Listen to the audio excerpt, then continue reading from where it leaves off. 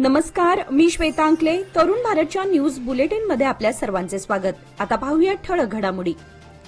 साऱ्यांचेच लक्ष लागून राहिलेल्या बेळगाव जिल्हा सहकारी बँकेच्या अध्यक्ष उपाध्यक्ष पदासाठी आज बुधवारी बिनविरोध निवड प्रक्रिया पार पडली. नूतन अध्यक्षपदी रायबागचे आप्पासाहेब कुलघोडे तर उपाध्यक्षपदी सुभाष ढवळेश्वर यांची एकमताने निवड करण्यात आली. बेळगाव शहरातील एका खासगी हॉटेलमध्ये सर्व संचालकांसह आमदार भालचंद्र जारकीहोळी, डीसीसी बँकेचे माजी अध्यक्ष माजी खासदार रमेश कत्ती यांच्या उपस्थितीत बैठक पार पडली. याप्रसंगी इच्छुक उमेदवार देखील एकाच वाहनातून आल्याने ही निवडणूक बिनविरोधच होईल यावर शिक्कामोर्तब झाला होता. यानुसार अपेक्षेप्रमाणे ही निवडणूक बिनविरोध पार पडली. यावेळी बँकेचे संचालक अण्णासाहेब जोल्ले, महांतेश दोडगौडर, जिल्हा पालकमंत्री सतीश जारकीहोळी, रमेश जारकीहोळी आदी उपस्थित होते.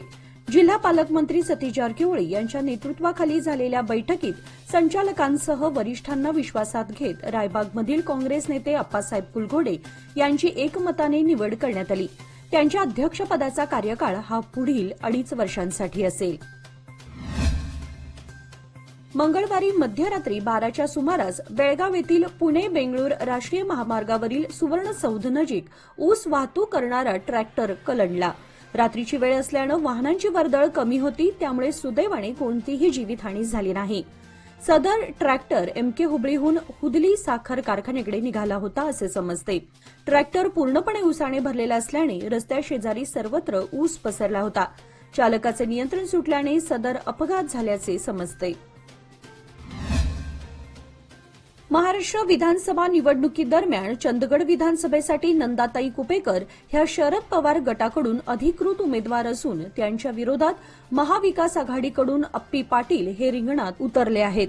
त्यामुळे बंडखोर असणारे अप्पी पाटील यांना फटका बसण्याची शक्यता आहे. महाविकास आघाडीच्या एकतेतून विजय होऊ शकतो असं चित्र निर्माण होत आहे. प्रत्येक पाठिंबा हा महत्वाचा ठरला असून अशा पाठिंब्याची गरज उमेदवारांनी कार्यकर्त्यांना नक्कीच प्रेरणादायी ठरेल असे मत कुपेकर यांनी व्यक्त केले. दरम्यान आपल्याला 10 हत्तींचं बळ प्राप्त झालं आहे असं सांगून नंदाताई कुपेकर बाभुळकर यांनी जारकीहोळींचे आभार मानले आहेत. यंदा भात पोसवण्याच्या कालावधीत परतीच्या पावसाने जोरदार हजेरी लावली. यामध्ये भात पिकाचं मोठ्या प्रमाणात नुकसान झालंय. बहरून आलेली पिके परतीच्या पावसाने जमीनदोस्त झाली. उर्वरित भात पिके कापणी करून त्याची सुगी करण्यात बळीराजा व्यस्त आहे. मात्र बुधवारी दिवसभर ढगाळ वातावरण दिसून आल्यानं बळीराजा पुन्हा एकदा चिंताग्रस्त बनलाय. ऐन सुगी हंगामात ढगाळ वातावरणानं डोकं वर काढल्यानं आता सुगी हंगाम साधायचा कसा याची चिंता शेतकऱ्यांना लागून राहिली आहे. बेळगाव येथील मराठा मंडळ इंग्रजी माध्यम शाळा खादरवाडी येथे सार्वजनिक शिक्षण खाते व क्रीडा विभागातर्फे जिल्हास्तरीय क्रीडा स्पर्धेचे आयोजन करण्यात आले होते. या स्पर्धेमध्ये बैलहोंगल, रामदुर्ग, खानापूर, सौंदत्ती, कित्तूर अशा अनेक तालुक्यातून 250हून अधिक मुलामुलींनी सहभाग घेतला होता. दरम्यान बेळगाव ग्रामीणच्या क्रीडा शिक्षण अधिकारी साधना भद्री, शाळेच्या मुख्याध्यापिका वनश्री नायर, जम्प रोपचे कर्नाटक प्रमुख गुरु बागेवाडी, आंतरराष्ट्रीय जम्प रोप खेळाडू अभिषेक पवार, क्रीडा शिक्षक रणजित किल्लेकर, आंतरराष्ट्रीय कुस्तीपटू पैलवान अतुल शिरोळे यांच्या मार्गदर्शनाखाली हा कार्यक्रम मोठ्या उत्साहात पार पडला. यावेळी संगीता कुडची, जयश्री केसरकोप, श्रीनिक मल्लापूर यांच्यासह इतर मान्यवर, क्रीडा शिक्षक व खेळाडू आदी उपस्थित होते.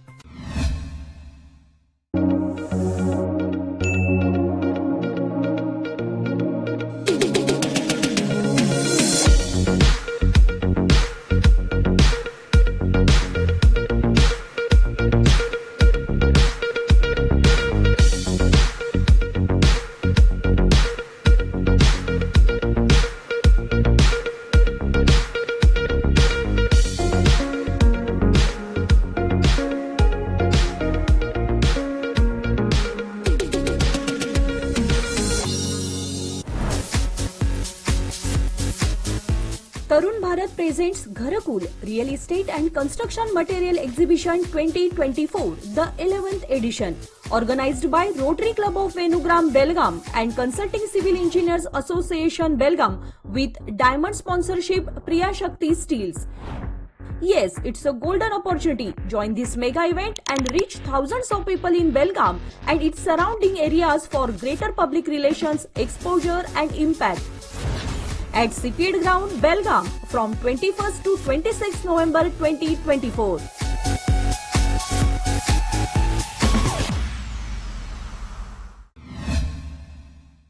कागवाड येथील वकील संघाच्या वतीने न्यायालय इमारत बांधकामासाठी जागेची मागणी होत आहे. हे रास्त आहे, याकरिता मी तुमच्या पाठीशी आहे. मुख्यमंत्री, कायदा मंत्री व एपीएमसी मंत्री यांच्यासोबत चर्चा करून तुमचे प्रश्न सोडवण्यासाठी प्रामाणिकपणे प्रयत्न करणार असल्याचा विश्वास आमदार राजू कागे यांनी व्यक्त केला. यावेळी त्यांनी मागण्या सरकार मान्य करेल, आंदोलन मागे घ्यावे असे आवाहन केले. मात्र आंदोलक वकिलांनी जिल्हाधिकाऱ्यांनी लेखी आश्वासन दिल्यानंतरच आंदोलन मागे घेऊ असे सांगितले. संकेश्वर शहर परिसरात चोरीच्या घटनांमध्ये दिवसेंदिवस वाढ होत आहे. आजपर्यंत झालेल्या घटनेचा सुगावा लागलेला नाही अशी परिस्थिती असतानाच नुकतेच सुधाकर शेट्टी यांचे बंद घर लक्ष्य करून चोरट्यांनी सुमारे 3 लाख रुपयांचा ऐवज लंपास केलाय. वाढत्या चोरी प्रकरणी शहरात भीतीचं वातावरण निर्माण झालं आहे. गत 3 ते 4 वर्षांपूर्वी बसवण्यात आलेले शहरातील सीसीटीव्ही कॅमेरे अद्यापही बंद अवस्थेत आहेत. यामुळे चोरट्यांचं फावलं आहे. जिल्ह्यातील बेरोजगार युवकांना उद्योगधंद्याची संधी उपलब्ध करून देण्याच्या दृष्टीने येथील एसके पब्लिक शाळेच्या आवारात शनिवार दिनांक 16 रोजी सकाळी 9 वाजता उद्योग मेळाव्याचे आयोजन करण्यात आले आहे.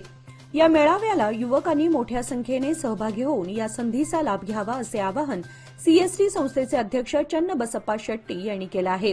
शेट्टी पुढे म्हणाले, या मेळाव्यासाठी 30हून अधिक कंपन्या सहभागी होणार आहेत.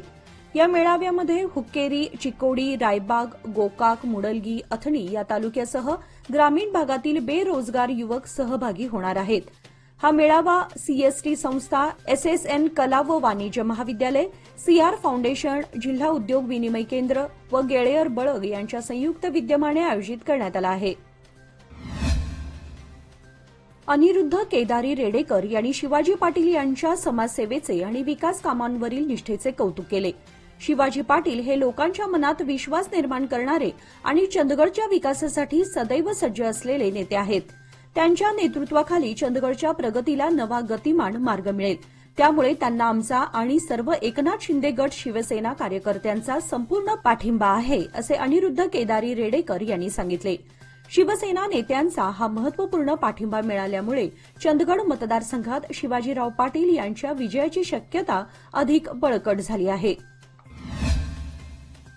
चंदगड विधानसभा मतदारसंघातील महाविकास आघाडीच्या अधिकृत उमेदवार नंदाताई कुपेकर बाभुळकर यांच्या प्रचारार्थ खासदार डॉक्टर अमोल कोल्हे यांची मुलुक मैदान आज धडाडली. यावेळी अमोल कोल्हे म्हणाले की गुलाबी गँग दोन्ही मतदारसंघात सक्रिय आहे. त्यांनी चोरी केली आहे, जनता त्यांना जागा दाखवणार, असे वक्तव्य अमोल कोल्हे यांनी महाविकास आघाडीच्या डॉक्टर नंदाताई यांच्या प्रचारार्थ आयोजित केलेल्या महागाव येथील आजच्या रेकॉर्ड ब्रेक सभेमध्ये केले. यावेळी सभेसाठी हजारोंच्या संख्येने युवक युवती यांच्यासह महिलांची उपस्थिती लक्षणीय होती.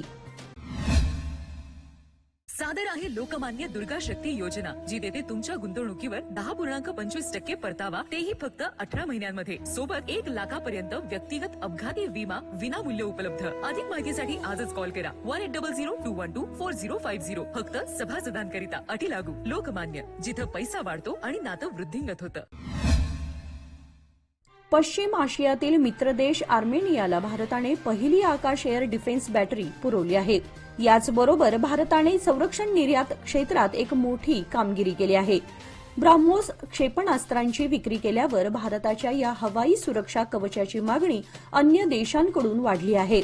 संरक्षण मंत्रालयाच्या अंतर्गत येणाऱ्या भारत इलेक्ट्रॉनिक्स लिमिटेडने पहिली आकाश मिसाईल सिस्टीम बॅटरी मित्र देशाला निर्यात करण्यात आल्याची माहिती दिली आहे.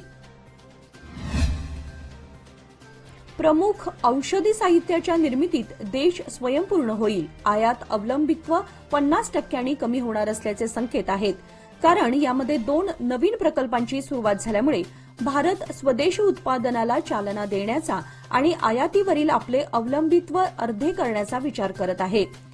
चीनकडून प्रमुख औषधी घटकांसाठी स्टार्टिंग मटेरियल म्हणजेच केएसएम आणि ऍक्टिव्ह फार्मास्युटिकल इन्ग्रेडियंट म्हणजेच एपीआय वरील आयात अवलंबित्व कमी करण्यासाठी बल्क औषधांसाठी उत्पादन लिंक्ड इन्सेंटिव्ह योजनेअंतर्गत गेल्या महिन्यात 2 प्लांट सुरू करण्यात आले. देशात दहशतवादी घटनांमध्ये मोठी घट झाली आहे. 2023 पर्यंत मागील 5 वर्षांमध्ये दहशतवादी घटना आणि चकमकींचे प्रमाण 77% कमी झालं आहे.